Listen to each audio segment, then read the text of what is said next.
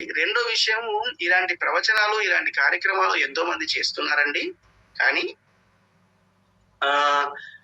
మనం స్కూల్‌కి పంపించేటప్పటికి మళ్ళీ అంతా అండు అయిపోతుంది. అక్కడ స్కూల్‌లో ఏవేవో నేర్చుకొనొస్తున్నారు. అమెరికాకి వెళ్తే బాగుంటుంది అని ఒక ప్రశ్న వేయటం జరిగింది. అయితే అమ్మా, ఎవరైతే మీరు అడిగారో వారికి చెప్తున్నాను. అమెరికాకు వెళ్తే అక్కడ ఉండాల్సిన కష్టాలున్నాయండి. ఇప్పుడు మన టీసీఐపీ క్లాసెస్, తవాస్మి కల్చర్ ఇమర్షన్ ప్రోగ్రామ్ అన్న క్లాసుల్లో మనకు అమెరికా నుంచి కూడా చాలా మంది స్టూడెంట్స్ ఉన్నారు. ఆ టీసీఐపీ ప్రోగ్రామ్ కు ముందు మన దగ్గర అమెరికాలో నుంచి పనిచేస్తున్న వాళ్ళు, అమెరికా నుంచి మన క్లాసులు అటెండ్ అవుతున్న వాళ్ళు, మనల్ని ఫాలో అవుతున్న వాళ్ళు చాలా మంది ఉన్నారు. మనతో టచ్ లో ఉండి మాట్లాడుతున్న వాళ్ళు చాలా మంది ఉన్నారు. అమెరికా నుంచి వదిలేసి మన దగ్గరకు వచ్చి పనిచేస్తున్న వాళ్ళు చాలా మంది ఉన్నారు. ఈ ఫారిన్ అంటే ఎక్కడ ఉండాల్సిన లాభాలు అక్కడ ఉన్నాయి, ఎక్కడ ఉండాల్సిన నష్టాలు అక్కడ ఉన్నాయి. ప్రతి చోట ఎప్పుడు పాజిటివే ఉండదు, నెగిటివ్ కూడా ఉంటుంది. అక్కడ ఉండాల్సిన కష్టాలు అక్కడివి, ఇక్కడ ఉండాల్సిన కష్టాలు ఇక్కడివి. అయితే మీరన్నదానికి పరిష్కారం ఏంటంటే, మీరన్నది 100% కరెక్ట్.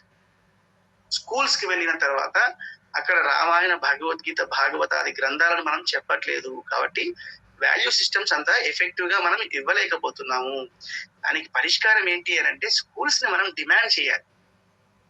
ఇప్పుడు ప్రాబ్లం ఎక్కడుందో ఆ ప్రాబ్లం అక్కడ సాల్వ్ చేయాలి తప్ప దాని నుంచి పారిపోతే ఎలాగా? స్కూల్స్ లో, మీ స్కూల్లో నా పిల్లాన్ని జాయిన్ చేయాలి, నా పాపని జాయిన్ చేయాలి అని అంటే మీరు రామాయణం చెప్పండి. అబ్బా కుదరదండి, సెక్యులర్. మా పిల్లాడికి చెప్పండి చాలు, వేరే వాళ్ళకి చెప్పకండి. మీకు డబ్బు కావాలా, నేను ఇస్తాను. Special classes పెట్టించండి. రామాయణం చెప్పే గురువు గారిని పట్టండి, భగవద్గీత నేర్పించే గురువు గారిని పట్టండి. మీరు స్పెషల్ క్లాసెస్ పెట్టండి. ఇప్పుడు స్విమ్మింగ్ అనో, లేకపోతే రైడింగ్ అనో, ఇలాంటివనో అలాంటివనో ఎక్స్ట్రా క్లాసెస్ పెట్టి ఎక్స్ట్రా ఛార్జీలు చేయట్లేదా? మరి మా పిల్లాడికి రామాయణం నేర్పించండి. స్విమ్మింగ్ వల్ల ఆరోగ్యం బాగుపడుతుంది, అబ్సల్యూట్లీ నో డౌట్. పరిగెట్టడం వల్ల, స్పోర్ట్స్ వల్ల పెరుగుతుంది. మరి శరీరానికి కావాల్సిన స్ట్రెంగ్త్ ఏ విధంగా అయితే ఇంపార్టెంట్, మనసుకు సంబంధించిన స్ట్రెంగ్త్ కూడా ఇంపార్టెంట్ కదా? మరి మనసుని బలపరిచేవి ఇలాంటి మాటలే కదా. మీరు స్కూల్స్ ని డిమాండ్ చేయండి. ఇప్పుడు ఒక స్కూల్లో 1000 మంది స్ట్రెంగ్త్ ఉంటే 500 మంది డిమాండ్ చేశారంటే వాళ్ళు ఎందుకు స్టార్ట్ చేయరు చెప్పండి? వాళ్ళకు కూడా డబ్బులు వస్తాయి కదా. వాళ్ళు ఏమన్నా ఊరికి ఫ్రీగా చేస్తారా? ఒక గురువు గారిని పట్టుకొని వస్తారు. ఆ గురువు గారు 100 రూపాయలు అడిగితే వీళ్ళు 500 రూపాయలు ఛార్జ్ చేసి 400 రూపాయలు తీసుకోవట్లేదా వీళ్ళు? మీరు చెప్పాల్సిన ఏంటంటే, విద్యా వ్యవస్థను మార్చే బాధ్యత పేరెంట్స్ ది. గవర్నమెంట్లు మార్చవండి. గవర్నమెంట్లు వాటికి ప్రజలు ఏ విధంగా ఉన్నారో ఆ విధంగా వాళ్ళు వెళ్ళిపోతారు. అంతకు మించి ఎక్కువ చేశారనంటే వాళ్ళ ఓట్లు పోతాయని వాళ్ళకు కూడా భయం ఉంటుంది కదా. వాళ్ళ బాధను కూడా మనం అర్థం చేసుకోవాలి. మనం స్కూల్లో జాయిన్ చేయనప్పుడు నువ్వు రామాయణం నేర్పిస్తా అంటే నీ స్కూల్లో జాయిన్ చేస్తా, లేకపోతే వేరే స్కూల్కి వెళ్తా అని చెప్పామనంటే రేపటి నుంచి రామాయణం అన్నది ఒక కోర్సుగా స్టార్ట్ చేస్తాడు. ఇది మనం తీసుకోవాల్సిన ప్రక్రియ, ఇది మనం చేయాల్సిన చర్య. అప్పుడు నీ పిల్లాడే కాదు, ఇంకా 100 మంది పిల్లలు బాగుపడతారు. ఇది మనం ఆలోచించాలమ్మా. రెండవది, ఇంటికి వచ్చిన తర్వాత స్కూల్లో వాళ్ళు ఏం చదివారో తెలుసుకునేసి, నాయనా ఇది కరెక్ట్, ఇది మార్కుల కోసం మాత్రమే రాయాల్సిన అంశం నువ్వు. 2, ఇది నువ్వు నిజంగా తెలుసుకోవాల్సిన అంశం అని పేరెంట్స్ కూడా కొద్దిసేపు పిల్లలతో స్పెండ్ చేసే వసతిని, లేకపోతే ఆ ప్లాన్ వాళ్ళు వేసుకోవాలన్నమాట. ఎలాగ పిల్లలతో కలిసి భోంచేయాలి, పడుకున్నప్పుడు ఎలాంటి కథలు చెప్పాలి, అది మనం చెప్పే తీరిక లేకపోతే మన ఇంట్లో తాతో, నానమ్మో వాళ్ళ మీద గౌరవాన్ని పెంచే ప్రయత్నం చేయాలి. సో ఈ విధంగా ఒకటి స్కూల్స్ ని, రెండవది మన ఇంటిని ఒక స్కూల్లా మార్చే ప్రయత్నం చేయాలి. అంతే తప్ప మన ధోరణి ఎంతసేపు ఉన్నా, అమెరికాకు పోయినా, ఆఫ్రికాకు పోయినా, ఇండియాకు వచ్చినా, అంటార్క్టికాకు పోయినా, చంద్రమండలానికి వెళ్ళినా, స్వర్గానికి వెళ్ళినా, నేను డబ్బులు కడతాను, నా పిల్లాడి యొక్క బాధ్యత కేవలం డబ్బులు కట్టడమే, మిగతాదంతా స్కూల్ వాళ్ళే చూసుకోవాలి అని అంటే తప్పకుండా మనం అనుకున్న విలువలని మనం పిల్లల మీద రాయలేమండి. డబ్బులు కట్టడం అన్నది కేవలం ఒక ఇనిషియల్ స్టేజ్ మాత్రమే.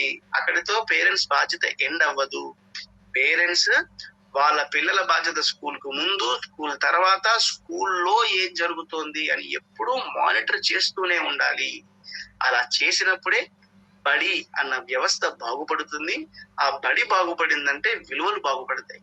సో నా ఉద్దేశంలో, అమ్మా మీరు ఎక్కడికో వెళ్ళటము, ఏదో చేయటము కాదు, మీరున్న చేతి నుంచే మీరు అనుకున్న ఈ విలువలతో కూడిన ఈ విద్యని అందించే శక్తి మీ అందరికీ ఉంది. It is just that me school WhatsApp గ్రూపులు ఉంటాయి కదా, ఆ వాట్సాప్ గ్రూపుల్లో నుంచి నెంబర్లు తీసుకొని పేరెంట్స్ ఒక్కొక్కరితో మాట్లాడి ఒక 20 మంది పోగయి మా 20 మంది పిల్లలకు రామాయణ పాఠం కావాలని అడగడం స్టార్ట్ చేయండి. ఎందుకు స్కూల్ స్టార్ట్ చేయవో చూద్దాం.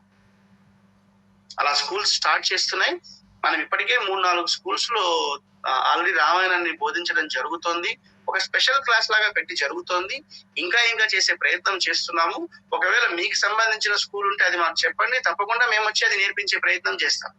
మీ దగ్గరలో ఉన్న స్కూల్ కి మేము రాలేకపోతే అట్లీస్ట్ ఆ స్కూల్ ని రిక్వెస్ట్ చేయండి, ఆర్డర్ చేయండి, కమాండ్ చేయండి, తప్పక మారుతాయి. ఇది నా ప్రగాఢ విశ్వాసం అండి. ఇంకా ఆ పైన మిగతా సొల్యూషన్స్ ఉండనే ఉన్నాయి. దానికోసం మాత్రం మీరు అమెరికాకి వెళ్లాల్సిన అవసరమో చంద్రమండలానికి వెళ్లాల్సిన అవసరమో అస్సలు లేదు. ఇక్కడి నుంచే మనం అనుకున్న ప్రయోజనాన్ని సాధించగలిగిన శక్తి, యోగ్యత, యుక్తి మనకు భగవంతుడు ఇచ్చాడు అని నేను విశ్వసిస్తున్నాను.